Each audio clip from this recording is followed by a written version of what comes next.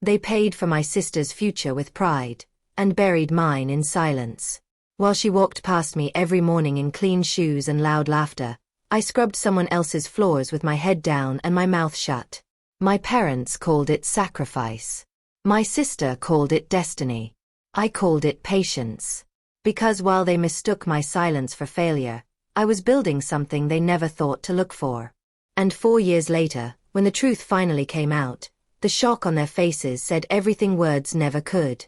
My name is Lisa, and for most of my life, I learned how to disappear without ever leaving the room. It started the year my sister, Diana, got her college acceptance letter. I remember that morning clearly. The house smelled of fried eggs and instant coffee. My mother was humming. She only hummed when something good was happening. Diana sat at the small dining table, legs crossed, her phone face down beside her plate, wearing a smile she was trying very hard to hide but couldn't. My father stood by the window, reading the letter over and over again like the words might change if he blinked. "She did it," he said finally, his voice thick with pride. "Our daughter is going to college." Our daughter. They hugged her. My mother cried. My father's eyes shone. The neighbors came later with congratulations. Someone brought soda. Someone else brought bread. Diana basked in it all like sunlight belonged to her alone. I stood near the sink, washing dishes that hadn't even been used yet. No one asked me how I felt. That afternoon, my parents called me into the living room. Diana wasn't there. She was on the phone with a friend, already talking about dorms and degrees. My father cleared his throat. My mother wouldn't meet my eyes. "Lisa," my father said, "we need to talk about responsibilities." I nodded. I had learned early that nodding made things easier.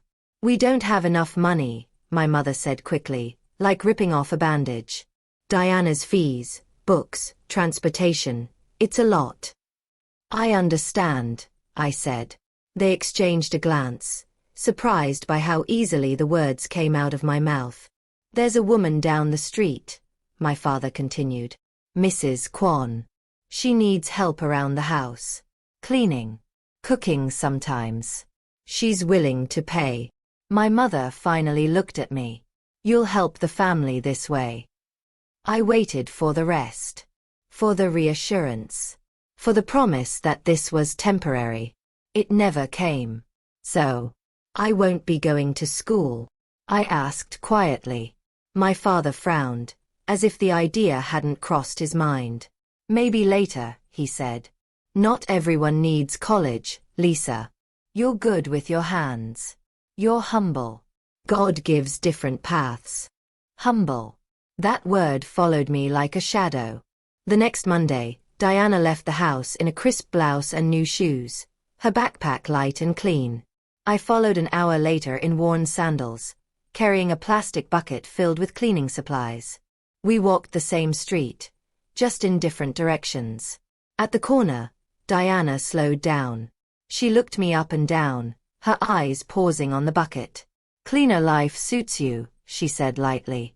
"At least you're contributing something." I smiled. Not because it didn't hurt, but because I didn't want to give her the satisfaction of seeing that it did. From that day on, it became routine. Every morning, Diana passed me on her way to school. Sometimes with friends. Sometimes alone. Always with something to say. "Make sure you scrub properly today. Careful. Lisa. You smell like bleach. Don't forget, some of us are meant for bigger things." Her laughter followed me down the street. At home, my parents pretended not to notice.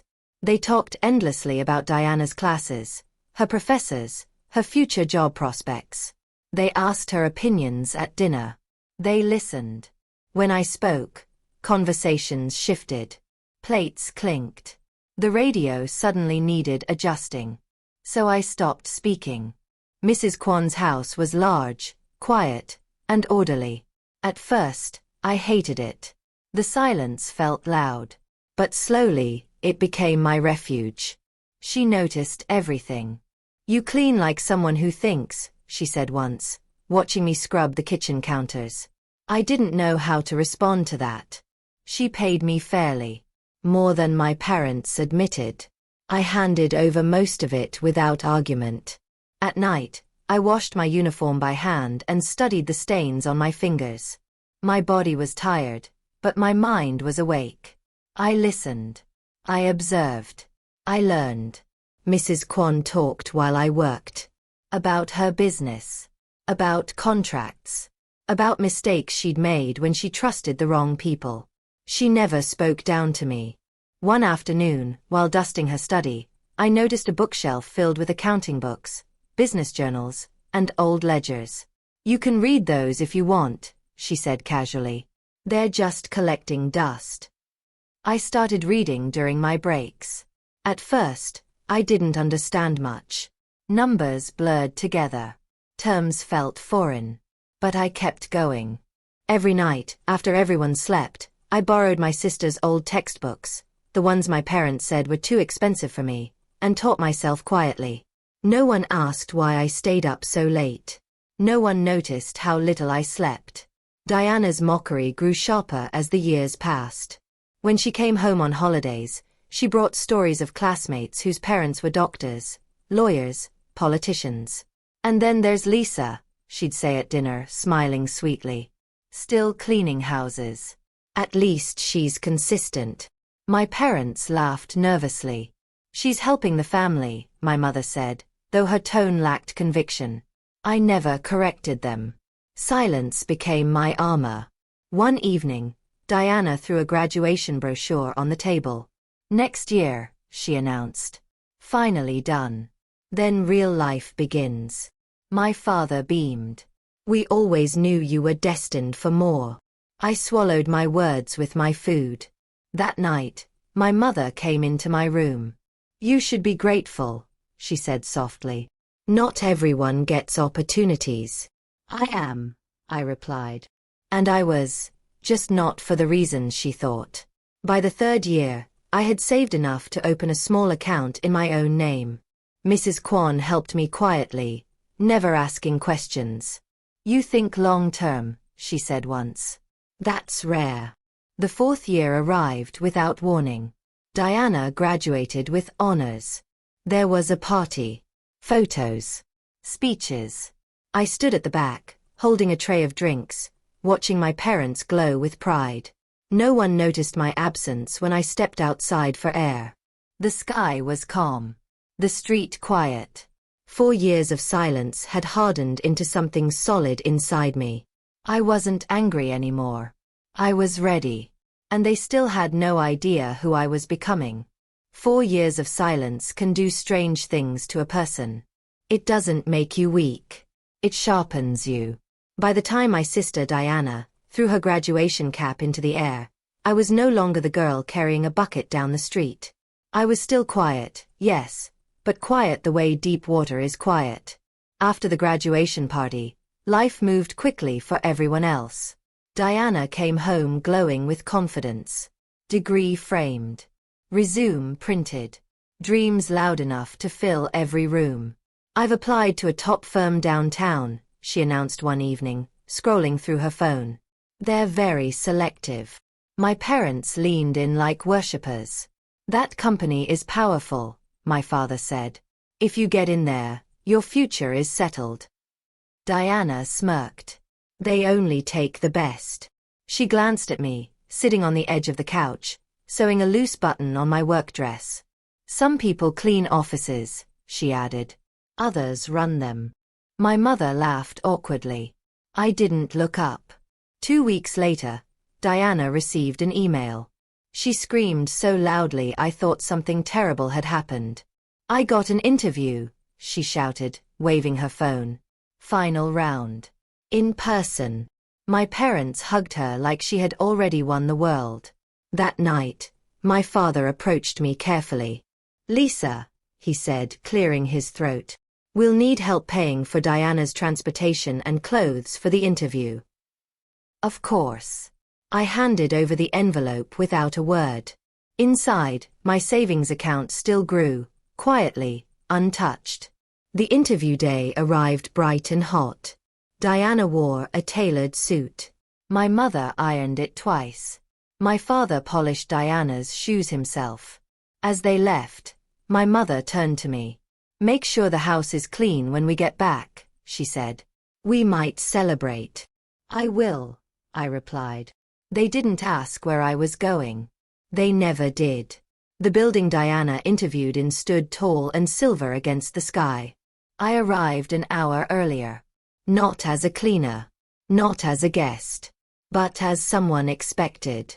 The receptionist smiled when she saw me. "Good morning, Ms. Lisa," she said. "They're ready for you in the executive conference room." I nodded calmly. Mrs. Kwan had retired 2 months earlier. She hadn't vanished. She had transferred ownership. To me. Not all at once. Not recklessly. Slowly, legally, deliberately. Over the years, she had taught me everything. Finances, negotiations, contracts. She had watched me work, save, learn. "You don't need permission to rise," she once told me. "Just preparation." The company Diana was desperate to join? It was now a subsidiary of mine. I sat at the head of the long glass table, reviewing files as executives took their seats around me. "Today's candidate is impressive," one of them said. "Top grades. Strong recommendations." I flipped through the resume. Diana's name stared back at me. I felt nothing, no anger, no triumph. Just clarity. "Bring her in," I said. When Diana walked into the room, her smile froze.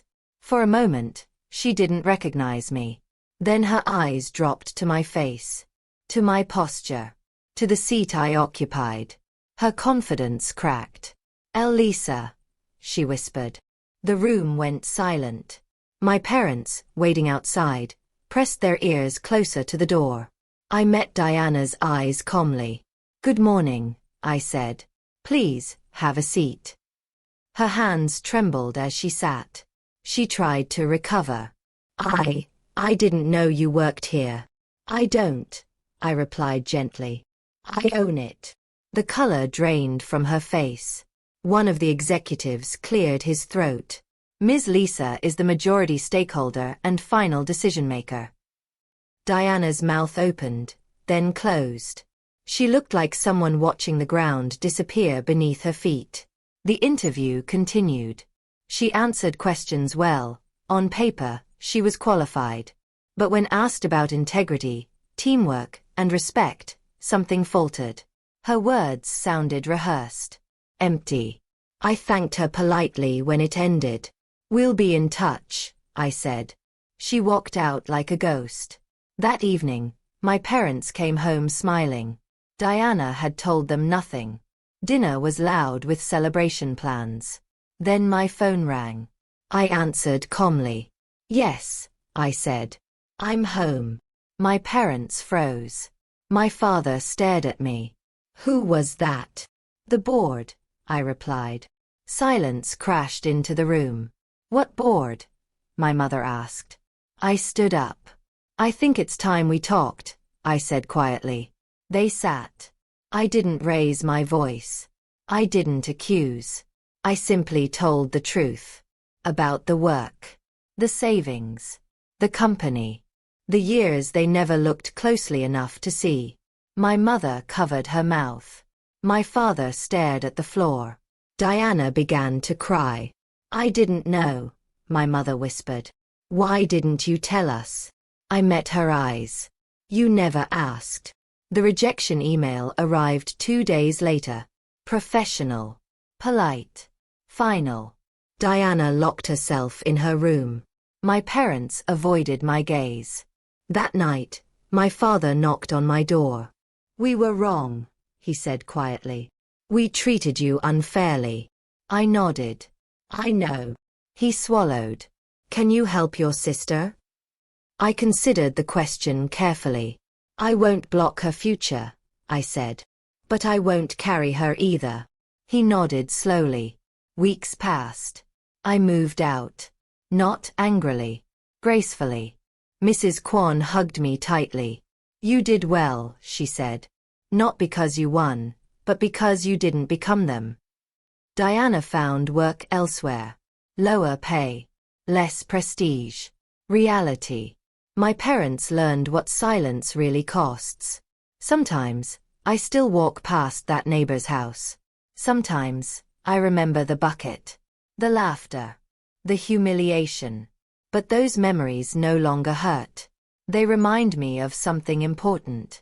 They looked down on me because they thought I was small. They never realized I was just quietly growing. Moral lessons. This story reminds us that silence is not weakness and humility is not a lack of ambition. Sometimes, the people who speak the least are the ones learning the most. Being overlooked, underestimated, or humiliated does not define your future. How you respond to it does. When doors are closed unfairly, patience, discipline, and quiet preparation can build doors no one else can shut. Favoritism and pride may win attention in the short term, but character, consistency, and self-respect shape lasting success. If you are ever treated as less than, remember this: you do not need to announce your worth. Let your growth speak for you, and when the time comes, choose dignity over bitterness, because the strongest form of revenge is becoming someone they can no longer ignore.